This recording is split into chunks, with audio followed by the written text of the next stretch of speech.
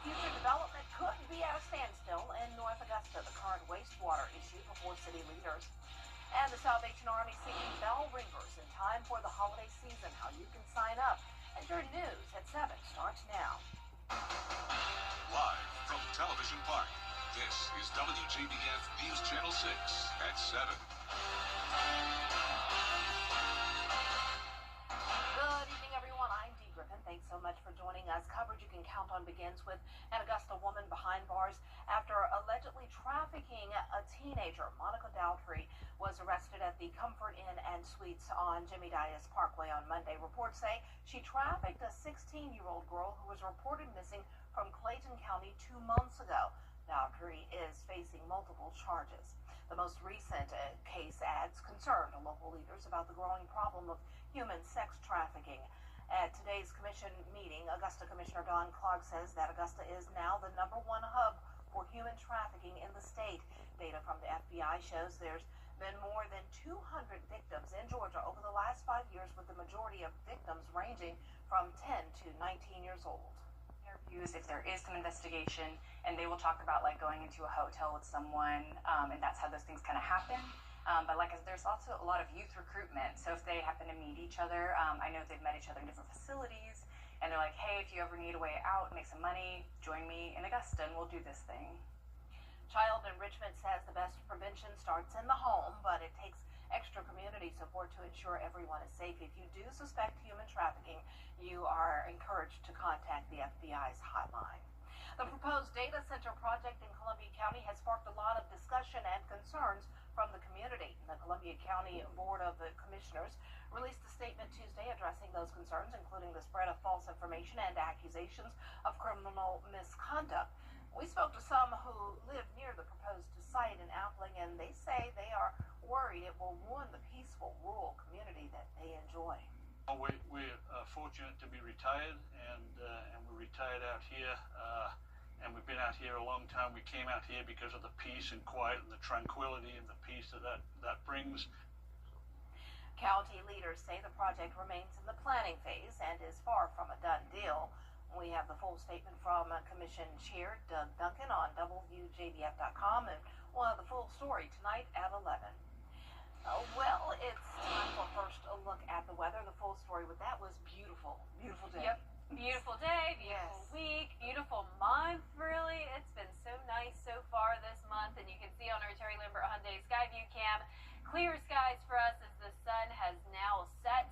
And the cold front is off the coast. We have high pressure back in control. That's bringing us some breezy winds today.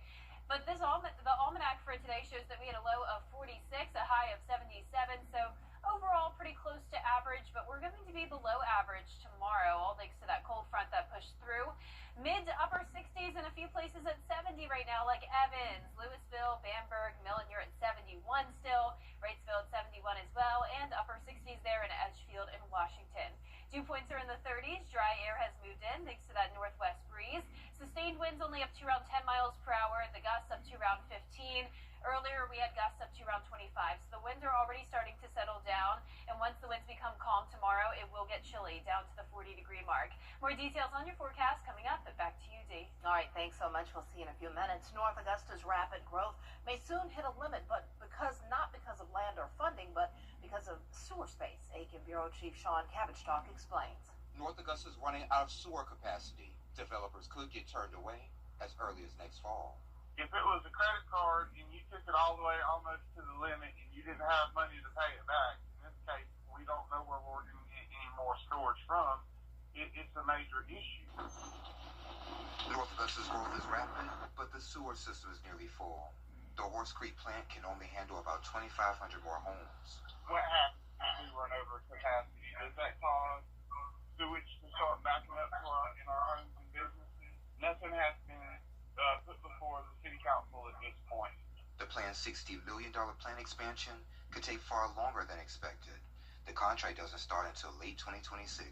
It could turn into 4 or 5, 6 years, depending on what issues they come upon as they're doing it, and that's worrisome.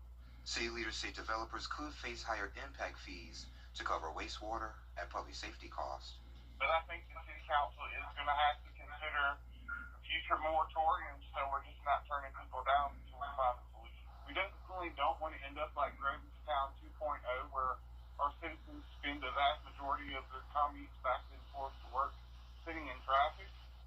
9,000 homes already approved or covered. Any new projects will have to wait until the sewer system can catch up. In North Augusta, I'm Macon Bureau Chief Sean Cavendish-Stark, WJBF News Channel 6. A potential major development downtown is facing a delay. Developers have eyes on the old depot property for possible new housing and shops. Soil testing was to end this month, but commissioners have allowed it to go until December. Now some are asking why more testing is needed when the city spent nearly $2 million 20 years ago removing contaminated soil from the site for another project. Still trying to put our hands on those records, but to make sure everyone's covered, doing that phase 2, just to check all the boxes and make sure there's no surprises. But yeah, I've heard the same story you have. You were obviously here, I wasn't, but city did the cleanup, so we expect to have no issues. Just doing the studies to make sure that is the case. Ray says the cost of continuing testing is being paid by the developers. Well, it's almost that time of year again when the Salvation Army Red Kettle bell ringers are out collecting donations. The organization is now looking for volunteers, but they're also hiring bell ringers. Kim Vickers reports. You know the holidays are here when the sound of a bell ringing as you walk into a store fills the air. The Salvation Army is now looking for people to ring those bells. We have about 40 doors, a little over 40 doors that we cover across the Augusta area during our bell ringing season, and we really need help to cover all of those doors. The Salvation Army hires around 70 bell ringers each year to be sure they can fill every available shift. Obviously, we rely heavily on volunteers, but people have to work, people go to school, so during those hours where people are at school or work, we get paid bell ringers to help us ring the bell so that we can raise as much money as we can.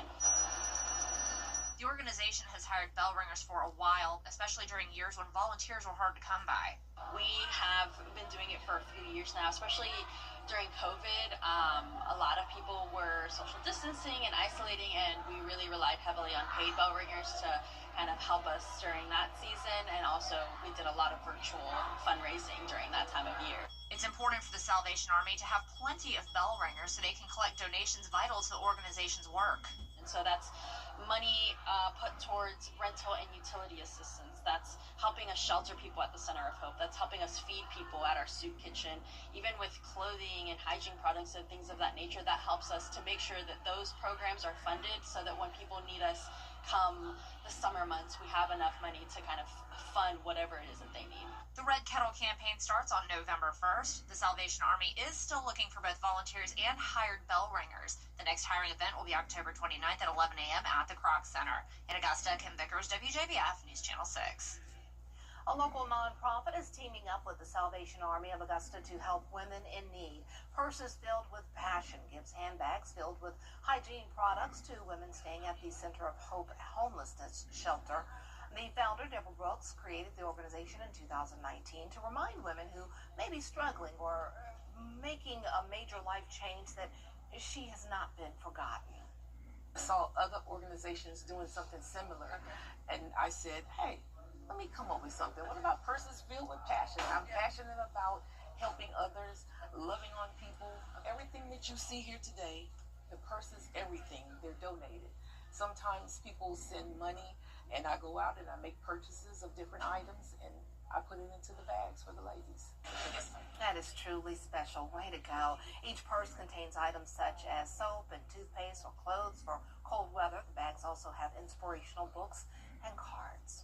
Well, coming up, talks on the government shutdown at a standstill. What can be impacted if the shutdown continues into next month? Those details after the break.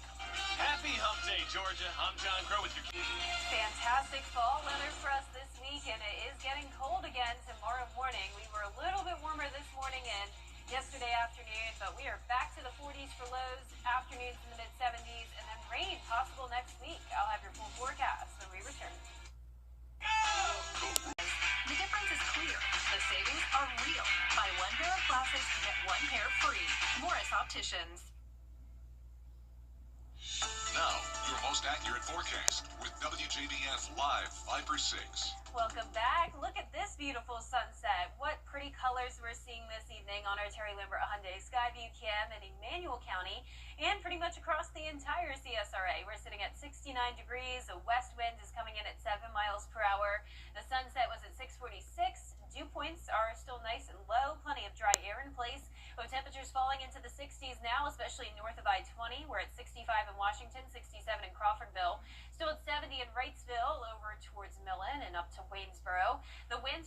up to around 15 miles per hour, but we're no longer seeing those 20 to 25 mile per hour wind gusts like we were earlier today. So the winds are going to continue to settle down. Skies will stay clear. There's the cold front continuing to push offshore, and high pressure is moving closer and closer. Once that high pressure becomes settled over the CSRA, we will have very calm winds tomorrow, including tomorrow morning. And whenever we have calm winds and clear skies and these low dew points, that's when we have radiational cooling, and that's when temperatures drop pretty suddenly and significantly down to the low 40s, and then we'll see mid-70s in the afternoon. So pretty consistent with how it was today, as with those high temperatures. And lows are going to stay in the 40s over the next several days to come. We will see a big change, though, with the highs. So we're staying in the 70s for now, but then I'm expecting several days next week to only top off in the 60s, really giving us a taste of even late fall-like air, so definitely below normal for this time of the year. But as for our future cast tonight, really not much going on. There's that big blue H moving in, keeping our skies clear. Winds still coming out of the west tomorrow, but once again, very light. It's going to be dry and sunny through Friday, so great weather for football Friday night, and Saturday is looking good for outdoor plans as well. Now, we are going to see more cloud cover move in on Saturday, and it's all ahead of this low pressure system. We have a warm front, and that will be followed by a cold front coming in, and that will bring us some rain chances next week. So as that warm front gets closer to us, I'm expecting a 40% chance of rain on Monday. Then rain chances decrease a little bit Tuesday and Wednesday, and then we'll have another chance of it on Thursday due to a cold front passage, and that's what will drop those highs into the mid-60s. Here's the latest on the tropics. We're still watching Melissa. Winds are at 50 miles per hour. This is not good news for the Caribbean. It is expected to become a major hurricane all the way up to a Category 4. And not only that, but it is just sitting over the same area for such a long period of time, all the way through Monday. This is going to be an issue for places like Jamaica, up towards Cuba, the Cayman Islands. We will continue to watch this very closely, but as of now, we are not expecting any impacts here in the United States from Melissa. That 10-day forecast is showing rain chances Sunday through next Thursday, but drying out with sunshine just in time for Halloween next Friday. Back to you, Dee. All right, Jenna, thanks so much. Coming up, ice raids and protests creating chaos in multiple cities. We'll have the latest when we return.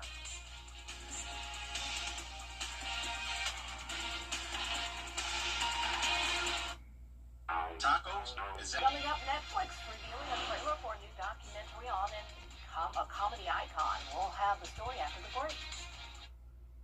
This Halloween, On News Channel 6. the comedian behind some of the most iconic movies and stand-up routines is telling his story in a new Netflix documentary. Take a look. I've done so many different types of things. Good morning, my neighbors! That appointment with destiny. He changed the way we view comedy. Changed the world. Not just American culture, he changed the world. Yeah, I guess so, yeah. Oh, I cannot wait. Being Eddie takes you on the behind the scenes of Eddie Murphy's legacy. Joining Murphy in the documentary are comedians like Dave Chappelle, Jamie Foxx, Kevin Hart, and so many more great comedians. The documentary starts streaming on Netflix November 12th. Y'all know what I'll be doing. I'll be watching that. Oh, Yeah, it's going to be great. I'll have to check that out, Did too. we see Jerry Seinfeld there as well? Wow. Awesome. I love that. Yeah, and there's Arsenio Hall. Oh my goodness. The Crumps, one of my favorite. Hercules. Oh my goodness. He has had such a long career and made a big difference. I mean, I still remember Beverly Hills Cops, you know? Yeah. I mean, he's come a long way. Eddie. Awesome. from Raw. I remember Yeah. sneaking as a little girl, and my parents would be watching the Eddie Murphy, Yeah. you know, on TV, and I would be on the floor in the hall looking and listening. And Richard Pryor, the same thing. I'm listening to all the dirty words. I'm like, ooh, yeah, they didn't like that. But yeah. Well, that's going to be fun to watch in mid-November. Well, our forecast is showing those chilly temperatures tonight down to 40 in Augusta. Highs tomorrow up to 77 in Augusta, 76 in Aiken. 10-day forecast showing 70s sticking around over the next few days with sunny skies. 20% chance of rain on Sunday, 30% on Monday, Tuesday, and Wednesday. Back to sunshine on Halloween. Perfect. All right. Thanks so much. And thank you for joining us. The next news continues at 11. Have a good night.